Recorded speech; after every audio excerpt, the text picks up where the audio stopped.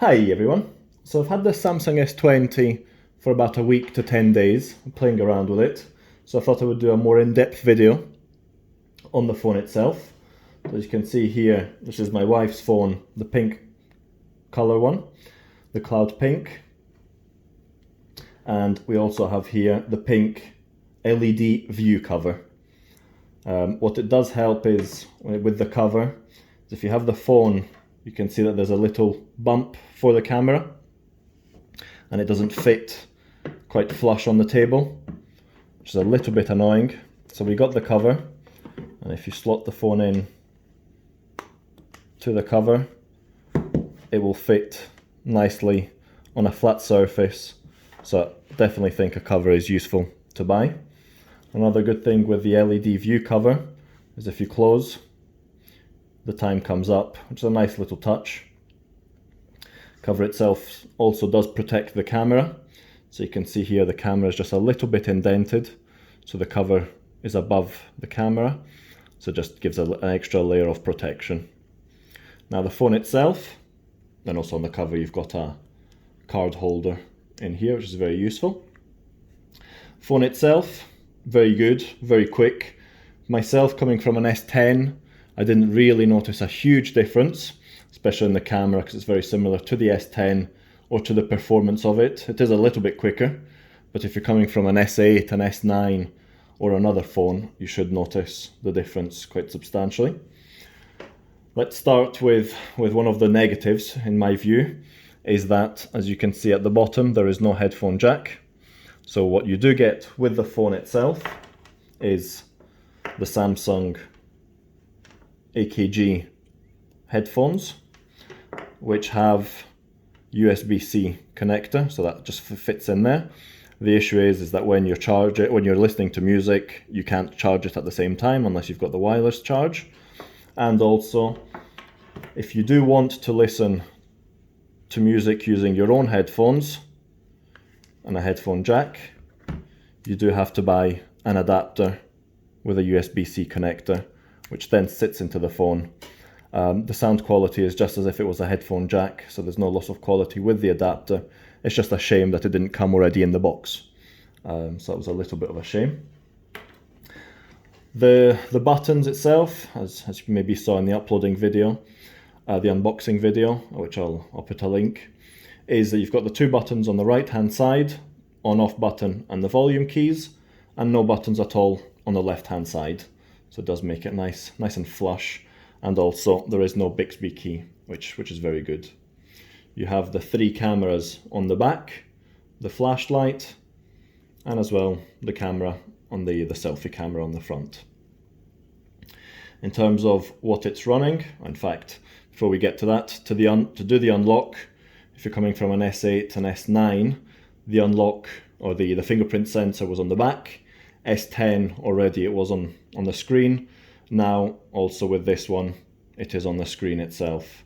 So it's nice and quick, very rapid. With wet fingers or a bit sweaty fingers, it does unlock it very quickly. In terms of software, this one is running, wrong one, sorry. This one is running UI 2.1, Android version 10. It is very quick, as you can see, just going through the various different menus, very fast, responsive, so no issues at all there. What you may have noticed, which again I think is another negative on the phone, it's probably just, there's two negatives, one is the headphone jack and the other one is this item, is that from the camera sensor you will see that there is no more a fingerprint sensor for the heart rate monitor. They have removed that. I believe they removed it already from the Note S10, the Note 10. I don't know why they removed it. I thought it was always a nice little touch in Samsung Health that you could measure your stress, measure your heart rate. Now, unfortunately, what you do is you get nothing. There's no more. This was an old one, as you can see, 2017 from this account of Samsung Health. You can't measure it anymore. I guess they want you to buy the watch, which again I think it's a little bit of a bad touch from Samsung. Now, in terms of the positives, camera is very good. So this is in the normal view. You've got the 3 zooms, so normal zoom, zoom in, and the wide lens. So we'll do a zoom in. So if you click on the button, it will zoom in times 3. You can zoom into it a lot more. So if we zoom in on the cat, I mean, you can go up to 30. And if I could just sit still for a second, you can see it does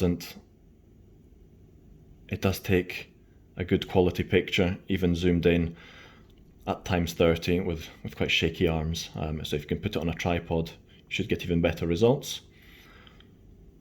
If we do a normal zoom, so you can zoom in like this as well, and you can also zoom out to do the wide lens. So it goes up to 0.5, and again, if you take the photo, you can see it does come up, and then you can even zoom in without any real loss of quality. So that's been very good. It's been excellent for the camera. There is also the selfie camera, which has the selfie camera and the wider camera. You do have various different settings, as you would do with any Samsung phone. You've got this single take, which is a new addition, which allows you to click once and then Samsung software will decide whether it's a photo, an animation, or a short GIF, or a video. It will do that for you. And then you've also got the more, you can always rearrange these as you wish. You've got the panorama mode, the pro mode, live focus, and you've also got a couple of slow motion modes, just like with a great camera from Samsung, as you would expect. Now, in terms of dual programs, what you can have is if you click on the button on the left hand side and then you click on one of the icons, for example, you can have the split screen view. So that what that allows you to do is to have 2 screens. So for example, let's want the health and the settings. So you can see you can have both open at the same time, move them interchangeably, which again I thought was nice. You can also change the size of each to make it bigger and smaller. Let's get out of that one.